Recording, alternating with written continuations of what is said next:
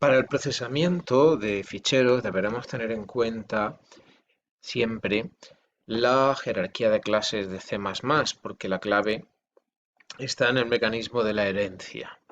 Recordamos que ifstream es una clase que deriva de istream, por lo tanto, la funcionalidad que tienen los objetos de istream la heredan los objetos de ifstream y en particular, pues todo lo que conocemos sobre los flujos de entrada lo podemos perfectamente aplicar, hablando de flujos de entrada, como CIN me refiero, lo podemos aplicar a flujos de entrada asociados a ficheros. Lo mismo puede decirse con OFStream. Todo lo que conocemos uh, que podemos hacer con cout se puede hacer con cualquier objeto de la clase OFStream. Recuerde siempre la herencia. Recuerde también que lo mismo dijimos en su momento con los objetos de la clase iStringStream, tomando como referencia la clase base iStream y oStringStream, tomando como referencia la clase base oStream. Bien, vamos a ver algún ejemplo. En este momento son ejemplos sencillos los que vamos a ver, aunque evidentemente puede ya empezar a plantearse cualquier ejemplo complejo eh, que pudiera necesitar programar con todo lo que acabamos de decir. Bien, en este caso se trata de un programa que se ejecuta tal como aparece aquí. El programa se llama escribe letra A. Como puede ver, cuando se ejecuta no hay ningún tipo de interacción y se supone que este programa genera un fichero llamado letra A, de forma que cuando hacemos cat sobre ese fichero, vemos que el contenido que se muestra es únicamente la letra A y, por supuesto, un salto de línea para poder continuar por aquí abajo. Al pedir información sobre ese fichero, vemos que su tamaño es de 2 bytes, lo cual confirma lo que acabamos de decir. Un byte corresponde a la A mayúscula y el siguiente al salto de línea. Pero un programa que realiza esa tarea tan compleja es el que puede ver aquí.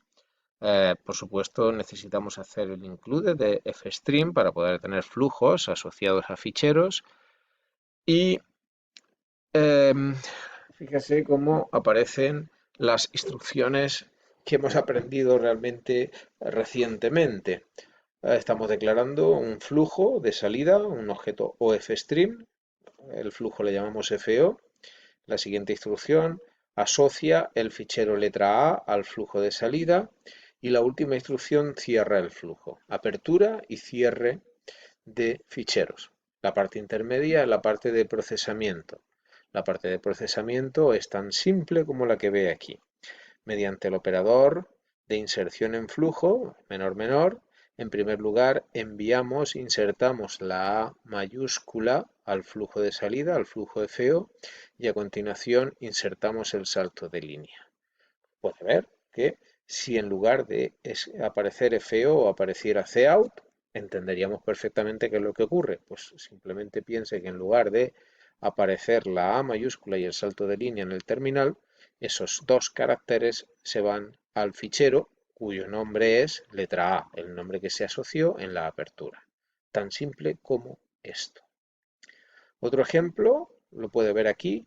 En el programa demout, cuando se ejecuta, vemos que no hay ningún tipo de interacción. Al ejecutar ls-l, vemos que aparece un fichero llamado saldemout, tamaño 72. En este caso no es demasiado importante el tamaño.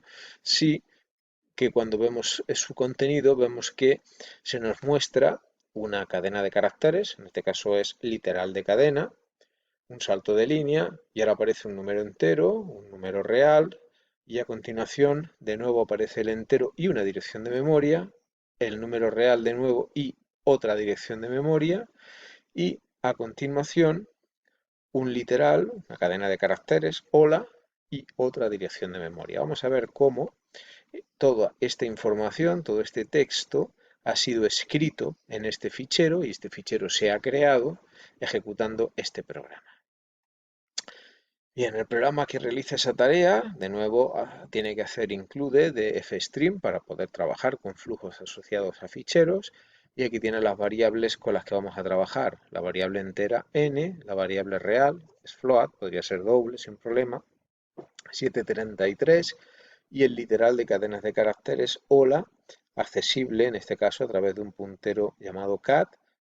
Recuerde que aquí delante, de forma implícita, aparece la palabra reservada const, aunque no es preciso escribirla, pero en realidad es como si estuviera escrita, const. Bien, tenemos después dos punteros más, un puntero a enteros y un puntero a float. El puntero a enteros contiene la dirección de n y el puntero a float contiene la dirección de r. Ya vemos, por lo tanto, de dónde aparece toda la información que se escribe en el fichero a partir de los datos aquí declarados. Bien, el flujo de salida se va a llamar FO. Esta instrucción asocia al flujo el fichero sal_demo_out. Adelantamos que esta instrucción que asocia un flujo a un fichero tiene un efecto secundario que puede ser peligroso, por lo menos hay que tenerlo en cuenta, y es el siguiente. Si el fichero sal_demo_out no existe, o sea, no hay ningún fichero hasta este momento con este nombre, pues no hay ningún problema. Cuando se abre el fichero, se crea ese fichero. Hablamos de crear en el sentido de que aparecerá ese fichero ya en la carpeta actual, con un tamaño 0, evidentemente, en este momento, y el fichero ya existe. Y luego, pues como vamos a ver a continuación, ese fichero recibe datos a través del flujo FO. Bien, ¿qué ocurre si ese fichero ya existe? O dicho de otra manera, ¿qué ocurre si ya existe un fichero con este nombre? Bien, la instrucción open hará que el fichero tal como existe hasta ese momento desaparezca. O sea, se quede vacío, se pierda todo su contenido y cuando se ejecuta la instrucción el fichero queda vacío, con lo cual debe tenerlo en cuenta. Si es realmente lo que quiere, perfecto, pero debe tener en cuenta que a lo mejor no es lo que quiere. Y eso podría llevar a una pérdida de información. Por lo tanto, debe tenerlo en cuenta. En cualquier caso, lo veremos un poquito más adelante y aprenderemos cómo solucionarlo. Bien, pues una vez abierto el fichero, o sea, una vez asociado al flujo FO este fichero, observe cómo utilizamos las instrucciones de inserción en flujo para enviar al fichero datos. Lo primero que enviamos, como puede ver, es un literal de cadena. Aquí ve el resultado. Esto está en el fichero y un salto de línea. A continuación se envía el número real, el número entero, perdón, un salto de línea, el número real y un salto de línea. A continuación, el contenido de PI del objeto referenciado por el puntero PI, que es el mismo que N, y PI, que es un puntero. Recuerde que cuando se envía un puntero, cuando se utiliza un puntero como argumento al operador de inserción en flujo, lo que se hace es colocar, insertar la dirección de memoria que contiene ese puntero. Bien, lo mismo ocurre con el número float y recuerde que en el caso de las cadenas de caracteres el comportamiento es diferente al de otros datos. En este caso estamos utilizando cat. Cat recuerde que es un puntero a caracteres y cuando insertamos en un flujo un puntero a caracteres, en realidad lo que estamos haciendo, obsérvelo aquí, es insertar el contenido de la memoria que empieza en la dirección que estamos proporcionando al flujo. O sea, se van a escribir todos los caracteres que empiezan en la dirección cat hasta encontrar un ~0. En este caso, como cat contiene hola, aquí también hay un ~0 implícito, se escribirán estos esos cuatro caracteres simplemente. ¿Y qué ocurre si queremos mostrar la dirección de memoria? Pues tenemos que hacerlo de forma explícita y tenemos que utilizar este modificador para indicar que lo que nos interesa no es el contenido, sino es la dirección de memoria. Recuerde, todo esto fue explicado en el capítulo primero cuando hablamos sobre punteros.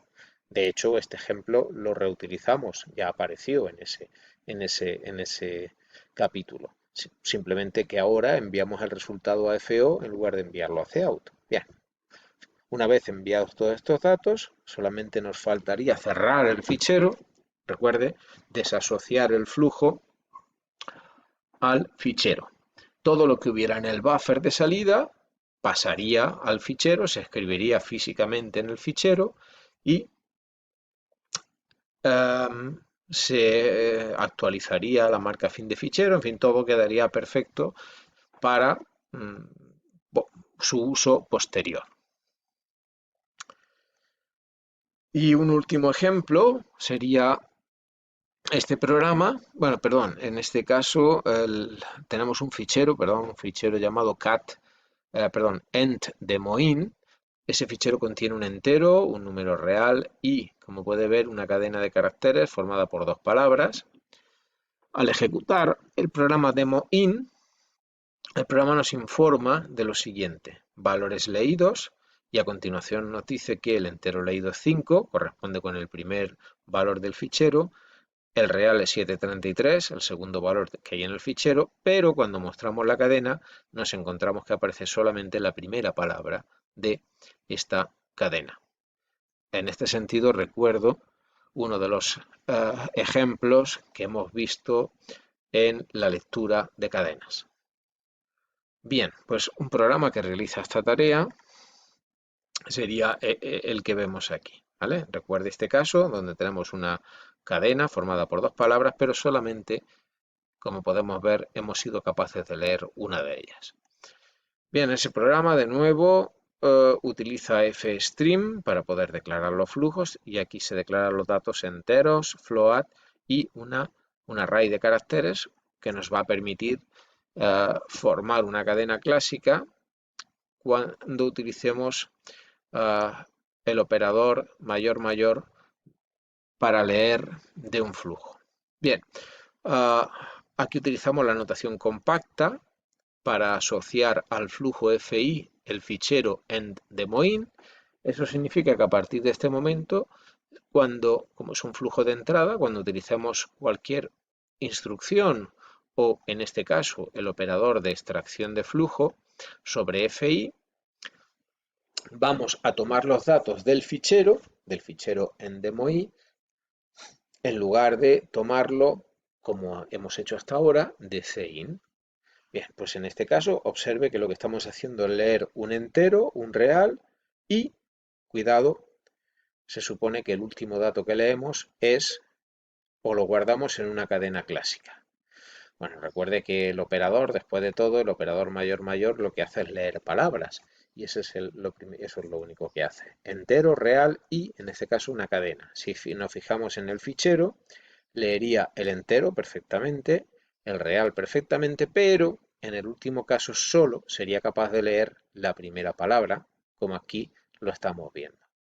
Si quisiera leer la cadena completa, recuerde que dispone de los métodos del método getLine o de la función getLine para realizar esa tarea. Eso ya lo vimos en la sesión de prácticas número 12, cómo poder leer cadenas. Y para finalizar, ahora sí, el último ejemplo sería el programa escribe letra B. Observe que cuando se ejecuta este programa escribe letra B, nos muestra este mensaje, carácter leído.